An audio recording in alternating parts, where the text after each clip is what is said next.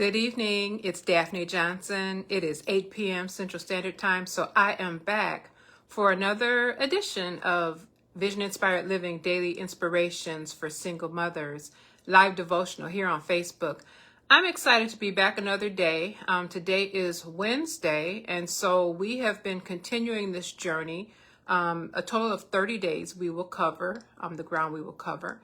And I've been sharing from my devotional that was written several years ago, and I've shared before that my reasoning for bringing it back was that although I am no longer actively in the single mothering stage, I wanted to share the hope and inspiration that this book contains so that others who may not have ever gotten their hands on the book would still have an opportunity to be encouraged and inspired. So that is what brings me here. And I am thankful for everyone who has listened in, who has shared, who has liked or commented anything on the page as I've been sharing from my devotional.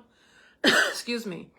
And I look forward to today's topic. So today is day 17.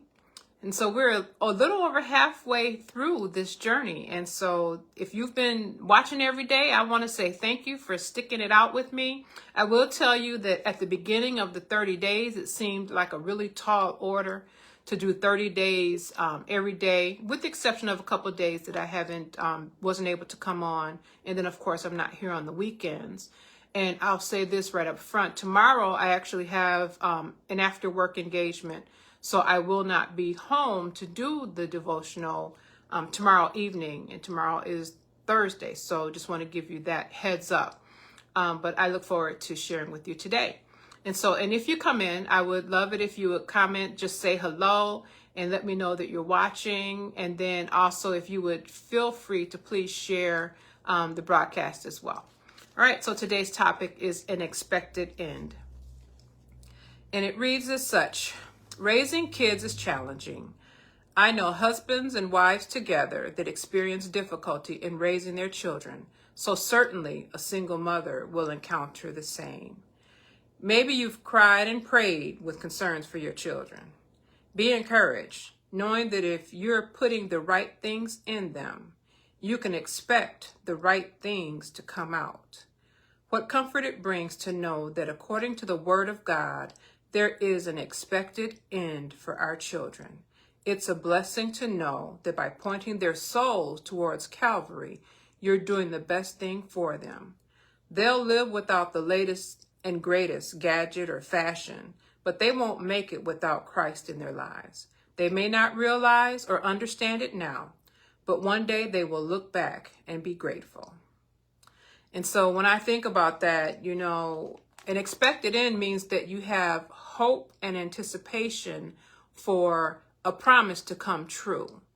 And I will tell you that you can stand on a promise, and sometimes it doesn't look like the promise is going to happen. And I believe that can be so much what happens when we are raising our children, that we are doing the right things. We are involving them in the right activities. We're setting the right example. We have mentors with them. We put them in activities and all of that.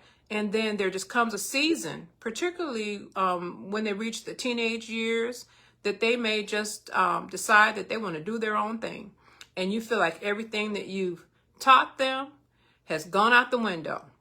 I don't know if I'm the only parent who's been there, but I certainly have been there. But I was anchored in the hope and in the promise that what goes in will eventually take root, and it will produce fruit in the lives of your children. And the word even tells us that his word doesn't come back to him void. So if he promised a thing, if God promised something, it will surely come to pass. And I think the challenge for parents is that we sometimes lose sight of that. And we can get frustrated in the journey. But I think that word expected end certainly does give us an anchor that we can hold on to when things come up where it just doesn't look like, I've said it before, act like you came out of my house when you leave my house. Act like your mama taught you some manners. I don't know if anybody else has ever said that, but act like you got some home training. Those are the things that you want your children to reflect, the values and the morals and all the things that you put into them. And one thing I have found out is that even if the path becomes a little bit rocky or unstable, that eventually it evens out. And it takes time and it takes prayer. So don't lose hope when you feel like maybe, your son or daughter has kind of lost their mind. But the reality is they ain't lost their mind if you have given them the right tools and if equip them with the right things. So you just be diligent as a parent and remember what God's word says about what you do as a parent and how it will be fruitful in the lives of your children. And so I can remember a time, particularly when kids leave home, that's when they have an opportunity to exercise what they've been equipped with. And I believe also to develop an appreciation for how they've been taught and trained. And so I can recall becoming an adult, becoming a parent actually, and calling my mother, A, to apologize, because I went through that phase too of acting like I hadn't learned the things that she taught me. But B, it was a real deep sense of appreciation that, Mom, wow, everything that you've instilled in me, everything you've taught me, everything that I know you labored over for me, I see now exactly what a humongous task and a humongous job it is to be a parent. And I come from a family where I had my mom and dad. So to feel that deep sense of awe over the job of my parents when I became a parent, certainly when you bear that responsibility and it's just you, it seems that responsibility is magnified. And so your children appreciate and understand that when they get older. And so just know that payback in a good way can come along when they get older. When it seems like when they're younger, you wonder if they even hear anything that you're saying. And so I'd like to go ahead and read today's scripture. And it's coming from Proverbs 22:6. And it says, train a child in the way he should go, and when he is old, he will not turn from it.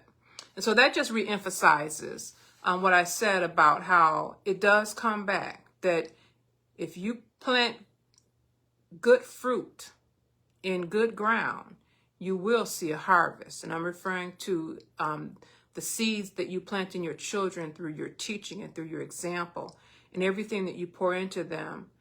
It will bring forth a harvest. And you just have to continue to believe for it and wait on it. And it happens in its own time and in its due season. The one thing we also have to remember is that as our children get older, there will be other influences that will come along that we have to also pray that they would remain diligent and not necessarily being persuaded by those other influences. And again, trust that what you planted in them will have the most important influence in their lives. And also, at the end of the day, God has the final say. And so when he created them with a purpose, on purpose, and there was a destiny written over their lives even before they were born. And so if we remain faithful in upholding that, then we will experience fewer seasons of despair and fewer seasons of worry and concern over some of the things that occur as we're going through the season of raising our children. And then one day, they will call you friend. And I say that because I just think about the space that I find myself in now that my children are adults, that for the most part, I can get transparent conversation with my children, and they force it out of me. The one thing also I do realize is that looking back, I was not necessarily the perfect parent, but I had perfect intentions. And so even in my acknowledgement now that, yeah, there were some things that I did that may not have made any sense, you know, and it may not have made any sense to them. And certainly looking back, maybe it just didn't make sense at all. But I have an appreciation for the fact that, you know, we made it together. We made it. And interestingly, today there was a little bit of an impromptu family meeting, and it did my heart so warm because my son actually stopped by during my work day. And while he was here, my daughter called. And so I'm like, wow, how likely is it that we would be together, you know, just on a random Wednesday during the day?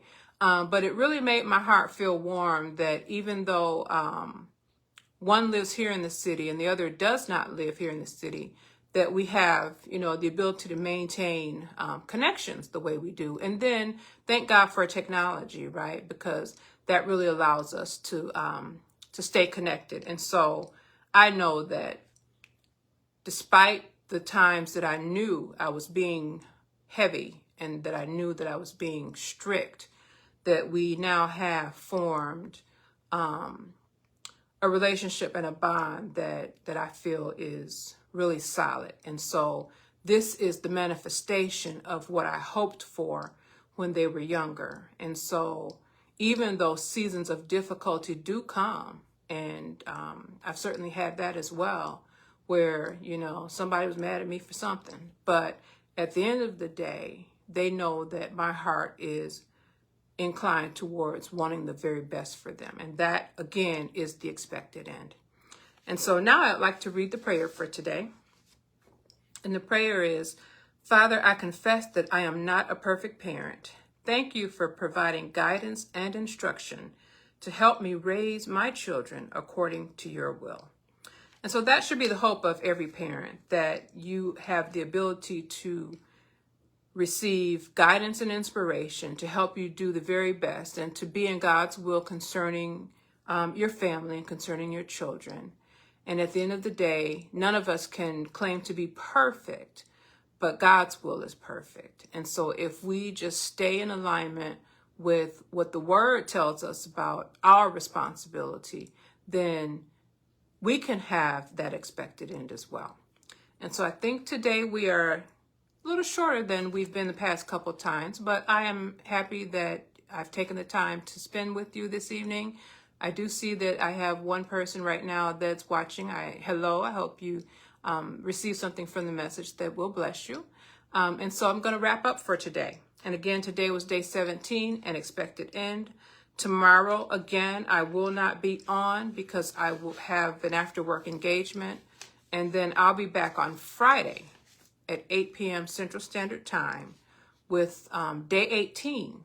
And day 18, the topic is provision and protection. And so I look forward to that time. And in the meantime, you be blessed. Have a good evening. Bye-bye.